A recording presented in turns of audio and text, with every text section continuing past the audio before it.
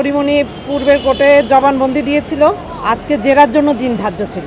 পরিমণি সকালেই এসে কোর্টে হাজিরা দাখিল করে পরবর্তীতে কোর্টের ব্যস্ততা থাকায় কোর্ট সেকেন্ড হাফে আমাদের মামলাটি শুনানির জন্য রেখেছিলেন।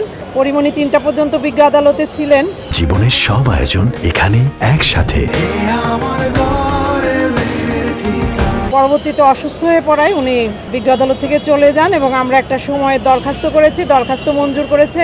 আগামী 9/9/2025 তারিখে জেরার জন্য আবার দিন ধার্য আছে। উনি শারীরিকভাবে অসুস্থ হয়ে পড়ছেন। উনি 3টা পর্যন্ত কোর্টে ছিলেন। বিকেল পর্যন্ত অপেক্ষা করার পর সে অসুস্থ হয়ে পড়ে, যার কারণে আমরা তার পক্ষে একটা সময়ের দরখাস্ত করি। তাকেই তো জেরা করবে কোর্ট, এজন্য আমরা দরখাস্ত করি। জি, আসামি পক্ষ ছিল।